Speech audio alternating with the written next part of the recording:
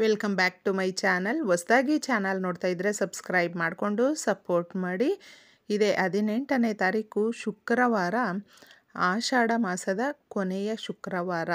ಈ ಕೊನೆಯ ಶುಕ್ರವಾರದ ದಿನ ಅಷ್ಟಮಿ ತಿಥಿ ಬಂದಿದೆ.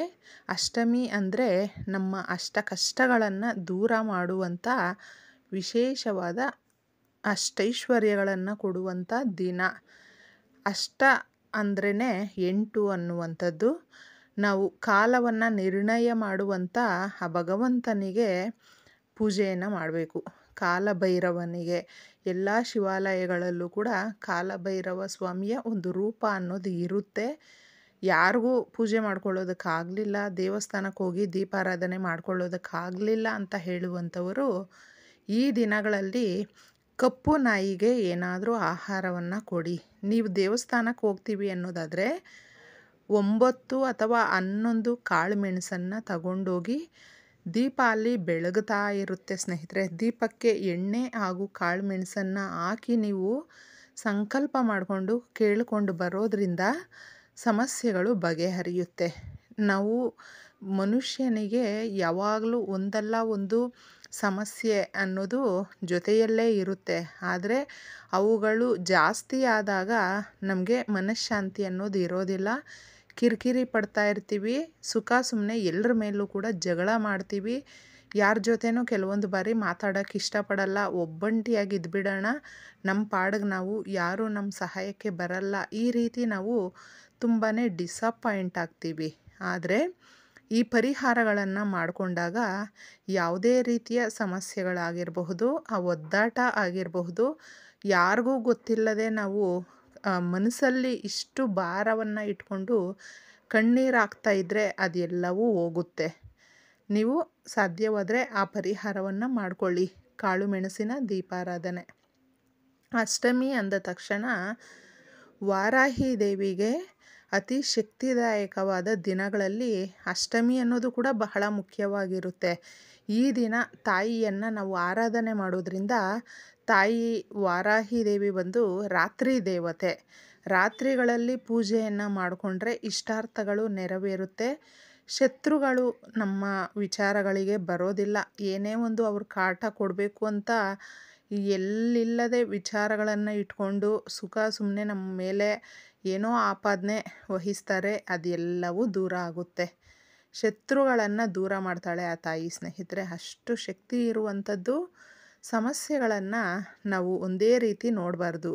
ಇವತ್ತಿದ್ದಿದ್ದು ನಾಳೆ ಇರೋದಿಲ್ಲ. ಆದರೆ ಮಾಡುವಂಥ ಪರಿಹಾರಗಳಲ್ಲಿ ಶ್ರದ್ಧೆ, ಭಕ್ತಿ, ನಂಬಿಕೆಯಿಂದ ನಾವು ಮಾಡಿಕೊಂಡ್ರೆ ತುಂಬಾ ಒಳ್ಳೆಯದಾಗುತ್ತೆ. ರಾತ್ರಿ ದೇವತೆ ಅಂತ ಹೇಳಿದೆ ತಾಯಿಗೆ. ಅದಕ್ಕೋಸ್ಕರನೇ ನೀವು ಈ ಒಂದು ದೀಪಾರಾಧನೆ, ಅದು ಶುಕ್ರವಾರ ಬೇರೆ ಕೂಡಿ ಬಂದಿದೆ. ಶುಕ್ರವಾರ ಅಂದರೆ ನಮಗೆ ಕಡೆಯ ಆಷಾಢ ಮಾಸದಲ್ಲಿ ಬರುವಂಥ ಕೊನೆಯ ಶುಕ್ರವಾರ. ಇಷ್ಟು ವಾರಗಳು ನೀವು ಮಾಡ್ಕೊಂಡು ಬಂದಿದ್ದರೆ ಈ ವಾರವನ್ನು ಮಿಸ್ ಮಾಡಬೇಡಿ. ದೀಪಾರಾಧನೆ ಅನ್ನೋದು ಮನೆಯಲ್ಲಿರುವಂಥ ಅಂಧಕಾರವನ್ನು ಹೋಗಲಾಡಿಸುತ್ತೆ, ಬೆಳಕನ್ನು ಕೊಡುತ್ತೆ. ಅಂದರೆ ನಮಗೆ ಏನು ಕಷ್ಟಗಳು, ಸಮಸ್ಯೆಗಳಿರುತ್ತೆ ಅದನ್ನು ಹೋಗಲಾಡಿಸುವಂಥದ್ದು.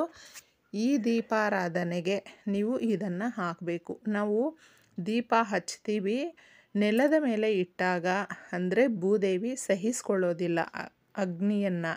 ಅದಕ್ಕೋಸ್ಕರ ನಾವು ಹಸಿರಾಗಿರುವಂಥ ಒಂದು ಎಲೆಯನ್ನು ಇಡಬೇಕು.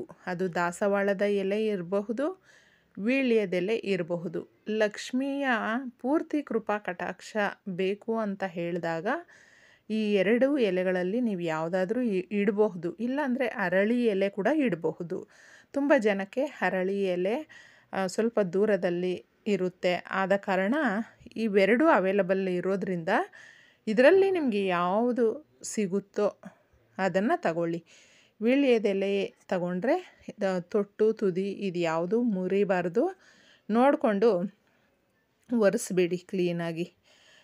ಅದನ್ನು ಒರೆಸ್ಬಿಟ್ಟು ನೀವು ಲಕ್ಷ್ಮೀ ದೇವಿಯ ಸದಾಕಾಲ ಈ ಒಂದು ಬೀಜ ಮಂತ್ರವನ್ನು ಪಠಣೆ ಮಾಡ್ತಾ ಬಂದಾಗ ಹಣಕಾಸಿನ ಸಮಸ್ಯೆಗಳು ಇರುತ್ತಲ್ವ ಅದು ಹೋಗಲಾಡುತ್ತೆ. ಪ್ರತಿನಿತ್ಯ ನಾವು ಈ ಬೀಜ ಮಂತ್ರವನ್ನು ಪಠಣೆ ಮಾಡ್ತಾ ಇದ್ದಾಗ ದುಡ್ಡು ನಮ್ಮ ಕೈಯಲ್ಲಿ ಸದಾಕಾಲ ಓಡಾಡ್ತಾ ಇರುತ್ತೆ ಸ್ನೇಹಿತರೆ. ಇದನ್ನು ನೀವು ಶ್ರೀಂ ಶ್ರೀಂ ಎನ್ನುವುದು ಲಕ್ಷ್ಮೀದೇವಿಯ ಬೀಜ ಮಂತ್ರ.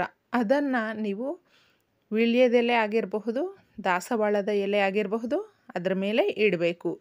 ಸಂಜೆ 5:48ರಿಂದ ಒಂದು 6:45 ಅಥವಾ 7ರ ಮಧ್ಯದಲ್ಲಿ ಈ ದೀಪ ಹಚ್ಚಿ.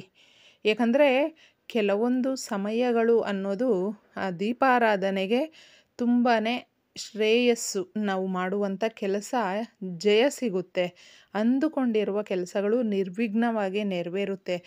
ಆಗ ನಾವು ಲಕ್ಷಾಧೀಶ್ವರರಲ್ಲ, ಕೋಟ್ಯಾಧೀಶ್ವರರಾಗುವಂಥ ಎಲ್ಲ ಸಾಧ್ಯತೆಗಳು ಇರುತ್ತೆ. ಏಕೆಂದರೆ ಆ ಒಂದು ದೀಪಾರಾಧನೆ ನಮ್ಮ ಜೀವನದ ದಿಕ್ಕನ್ನು ಬದಲಿಸುತ್ತೆ ಸ್ನೇಹಿತರೆ. ಇದನ್ನು ನೆನಪಲ್ಲಿಟ್ಕೊಳ್ಳಿ. ಏಕೆಂದರೆ ನಾವು ಯಾವಾಗಲೂ ಅಷ್ಟೇ ತುಂಬಾ ಬಡವರಾಗಿದ್ದೀವಿ, ದರಿದ್ರ ಮನೆಯಲ್ಲಿದೆ, ಇದರಿಂದ ಸಮಸ್ಯೆಗಳು ಇನ್ನೂ ತುಂಬಾ ಇದೆ ಅಂತ ಹೇಳ್ತೀವಿ. ಆದರೆ ನಮ್ಮ ಸಮಯ ಅನ್ನೋದು ಚೆನ್ನಾಗಿ ಆಗಿಬಿಟ್ರೆ ನೋಡಿ ನೀವು ಯಾವ ರೀತಿ ಬದಲಾಗುತ್ತೆ ಅಂದರೆ ಕಡು ಬಡವನು ಕೂಡ ತುಂಬಾ ಶ್ರೀಮಂತರಾಗ್ತಾರೆ. ಅಷ್ಟು ಒಳ್ಳೆಯ ಒಂದು ಪರಿಹಾರ. ವೀಳ್ಯದೆಲೆಯ ಮೇಲೆ ಶ್ರೀಂ ಅಂತ ಬರೆದುಬಿಟ್ಟು ನೀವು ದೀಪವನ್ನು ಹಚ್ಚಿ ಅದರಲ್ಲಿ 3 ತುಳಸಿ ಎಲೆಗಳನ್ನು ಹಾಕಿ. ಎಲೆಗಳು ತುಂಬಾ ಒಂದು ಶಕ್ತಿಯ ಇರುವಂಥದ್ದು. ದುಡ್ಡು ಕಾಸು ನಮಗೆ ಎಲ್ಲಾದರೂ ಸ್ಟ್ರಕ್ ಆಗಿದೆ, ಧನದ ರೇಖೆಗಳು ಮುಚ್ಚೋಗಿದೆ ಅಂತ ಹೇಳಿದಾಗ ಇದೆಲ್ಲವೂ ಕೂಡ ನಮಗೆ ಬದಲಾವಣೆ ಮಾಡಿಕೊಡುತ್ತೆ. ಒಳ್ಳೆ ಚೇಂಜಸ್ಸನ್ನು ತಂದು ಕೊಡುವಂಥ ದೀಪಾರಾಧನೆ. ಈ ರೀತಿ ನೀವು ದೀಪವನ್ನು ನಾನು ಹೇಳಿದೆ ಆ ಸಮಯದಲ್ಲಿ ಹಚ್ಕೊಂಡ್ರೆ ಮಹಾಲಕ್ಷ್ಮಿ ಶ್ರೀಮನ್ನಾರಾಯಣ ಸಮೇತ ಮನೆಗೆ ಬರುವಂಥದ್ದು. ಇರುವಂಥ ಏನೇ ಸಣ್ಣ ಪುಟ್ಟ ಸಮಸ್ಯೆಗಳಾಗಿರಬಹುದು ಅಥವಾ ದೊಡ್ಡದಾಗಿ ಸಮಸ್ಯೆಗಳಾಗಿರಬಹುದು, ಅವುಗಳನ್ನು ತೀರಿಸ್ಕೊಳ್ಳೋದಕ್ಕೆ ಒಂದು ಒಳ್ಳೆ ಸಮಯ ಅನ್ನೋದು ನಮಗೆ ಕೂಡಿ ಬರುತ್ತೆ.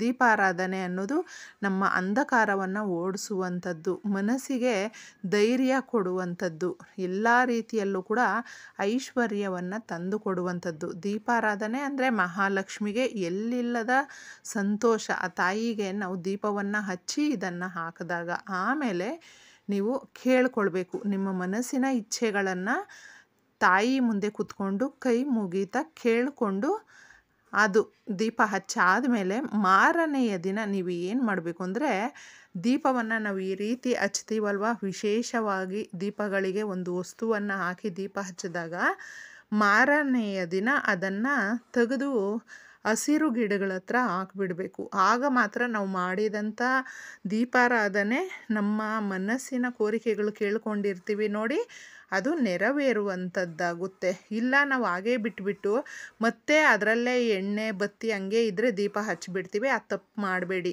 ಮಾಡ್ಕೊಂಡು ನೋಡಿ, ಒಳ್ಳೆಯದಾಗುತ್ತೆ. ಧನ್ಯವಾದಗಳು.